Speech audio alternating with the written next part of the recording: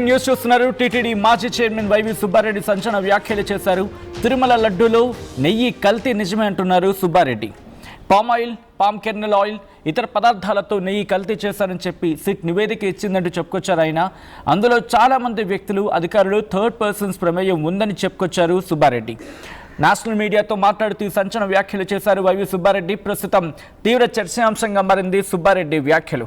గత కొద్ది రోజులుగా ఆంధ్రప్రదేశ్ రాజకీయాలను పట్టి కుదిపేస్తోంది తిరుమల కల్తీ నెయ్యి అంశం. మరి ముఖ్యంగా లడ్డూ వ్యవహారం చుట్టూతో మాట్లాడుకునే క్రమంలో లడ్డూలో నెయ్యి కల్తీ నిజమే అంటూ సంచలన వ్యాఖ్యలు చేశారు వైవి సుబ్బారెడ్డి.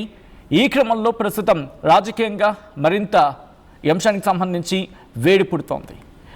మరి ముఖ్యంగా గత కొద్ది రోజులుగా వ్యవహారం కాకరేపుందని చెప్పుకోవాలి ఆంధ్రప్రదేశ్ పాలిటిక్స్లో.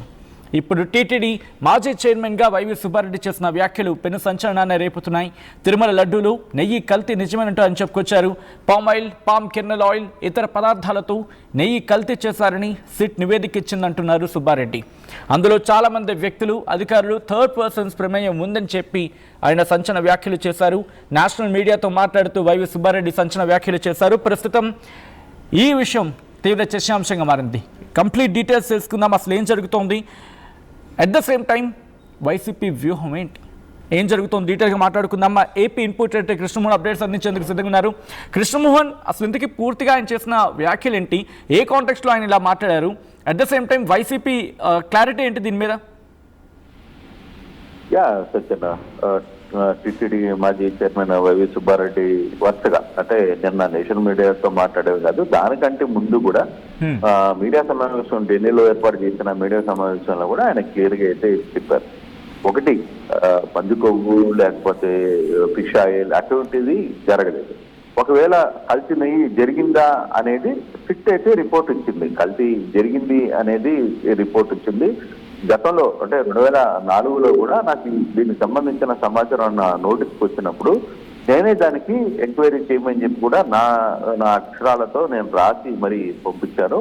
ఆ తర్వాత రిపోర్ట్ ఏమైంది, రిపోర్ట్ వచ్చిందా లేదా అనే ఇన్ఫర్మేషన్ నా నోటీసులో లేదు అనేది ఆయన క్లియర్ గా చెప్తున్న పరిస్థితి. అంటే తిరుమల లడ్డులో palm oil, palm kernel oil, తర్వాత ఇతర పదార్థాలతో నెయ్యిని కల్తీ చేశారనేది మాజీ వైవి సుబ్బారెడ్డి కూడా ఒక రకంగా అంగీకరించినట్టే అయింది. అయితే ఇందులో చాలా మంది వ్యక్తులు, అధికారులు ఇన్వాల్వ్ అయ్యారనేది నాకు ఇప్పుడు తెలుస్తోంది. అంటే సిట్ రిపోర్ట్ మూలంగా తెలుస్తుంది. అప్పుడు కూడా నాకు ఈ వ్యవహారం మీద ఒక కంప్లైంట్ వచ్చిన తర్వాతనే నేను దాని మీద స్వయంగా నేనే ఎంక్వైరీకి పంపించాను వ్యవహారంలో. తర్వాత రిపోర్టు వచ్చిందా లేదా అనే అంశం మాత్రం నా దృష్టిలో లేదు. నేను ఆ విషయాన్ని కొంత అలసత్వం వహించాను అనేది ఆయన. దీంట్లో థర్డ్ పర్సన్స్ ప్రమేయం కూడా ఉందని ఆయనే చెప్పిన పరిస్థితి. ప్రస్తుతం సుబ్బారెడ్డి యాక్చువల్ గా నిన్న కాదు, ఈ వ్యవహారాన్ని మొదట 2-3 రోజుల ముందే ఆయన ఢిల్లీలో ప్రెస్ మీట్ పెట్టిన రోజునే ఆయన క్లియర్ గా ఒప్పుకున్నారు. అయితే ఆ రోజు పెద్దగా నేషనల్ మీడియా వ్యవహారాన్ని పెద్దగా చూడలేదు. బట్ ఈ రోజు నిన్నటి నుంచి వ్యవహారాన్ని సీరియస్ గా తీసుకున్న ప్రయత్నం అయితే చేశారు. మొదటి నుంచి కూడా సుబ్బారెడ్డి నెయ్యి కల్తీ జరిగి ఉండొచ్చు అనే వ్యవహారంలో మాత్రం ఖచ్చితంగా జరిగి ఉండవచ్చే అని చెప్పి చెప్తే, అయితే పంది కొవ్వు లేకపోతే ఫిష్ ఆయిల్ ఎట్లాంటివి లేవు అనేది ఆయన చెప్తూ వస్తున్న పరిస్థితి. ఎందుకంటే నేనే సుప్రీంకోర్టుకి వెళ్ళాను, దీని మీద ఈ వ్యవహారాన్ని నడిపించాలని చెప్పి కూడా నా అభ్యర్థన మేరకే ఆ ఆర్డర్స్ కూడా వచ్చాయి అనేది ఆయన చెప్తున్న వాదన. బట్ ఫర్దర్ గా దీన్ని ఏ విధంగా సిట్టు పూర్తి స్థాయి రిపోర్టుని ఏ విధంగా ఇస్తుంది, ఇప్పుడు కేసుగా కోర్టులో ఉంది కాబట్టి, సుప్రీంకోర్టు పరిధిలో ఉంది కాబట్టి దాన్ని ఏ విధంగా రెస్పాండ్ అవుతారు ఏంటి అనేది చూడాల్సిన పరిస్థితి కనపడుతుంది సచిన్. బట్ ఒకవైపు వైసీపీ వాళ్ళు మేము క్లీన్ చిట్ అనుకుంటున్నారు. క్లీన్ చిట్ అంటే ఈ కొవ్వు విషయంలో క్లీన్ చిట్ చెబితే మిగతా విషయాల్లో నెయ్యే లేదు అనేది చాలా క్లియర్ గా అర్థమవుతుంది. మరి దాని మీద ఏ విధంగా రెస్పాండ్ అవుతారు? ఇప్పుడు సుబ్బారెడ్డి అఫీషియల్ గా మాట్లాడుతున్న వ్యాఖ్యల్ని పార్టీ ఏ విధంగా చూస్తుందని కూడా చూడాలి. ఎందుకంటే పార్టీకి కొంత ఇబ్బందికరమైన అంశమే. ఎందుకంటే సుబ్బారెడ్డి క్లియర్ గా ఒప్పుకుంటున్నారు. అయితే ఆ సుబ్బారెడ్డి చెప్పిన దాంట్లో ఒకటే, ఒకవేళ కల్తీ జరిగింది అనేది అంటే palm oil, palm canal oil ఇటువంటిది కల్తీ చేశారు, దీంట్లో అధికారుల రోల్ ఉంది అని చెప్పి ఆయన ఓపెన్ గానే స్టేట్మెంట్ ఇస్తున్నారు. సో అంటే తాను ఎక్కడ కూడా నాకు తెలిసి లేదు, నా దృష్టిలో ఉండి నేను ఎప్పుడూ పొరపాటు చేయలేదు.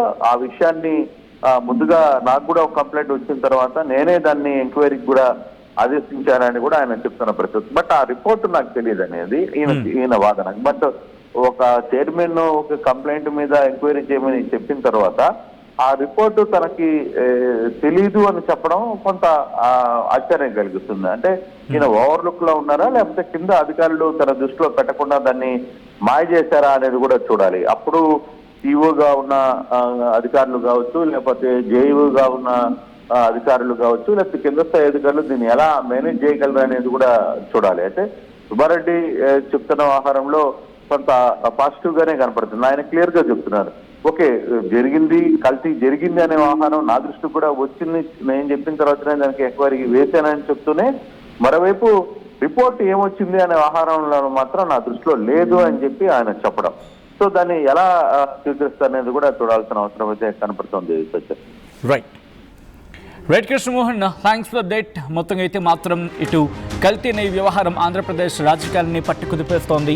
టీటీడీ మాజీ చైర్మన్ వైవి సుబ్బారెడ్డి సంచలన వ్యాఖ్యలు చేశారు. తిరుమల లడ్డూలో నెయ్యి కల్తీ నిజమే అంటూ చెప్పుకొచ్చారు ఆయన. పామాయిల్, పామ్ కెర్నల్ ఆయిల్, ఇతర పదార్థాలతో నెయ్యి కల్తీ చేశారని సిట్ నివేదిక ఇచ్చింది.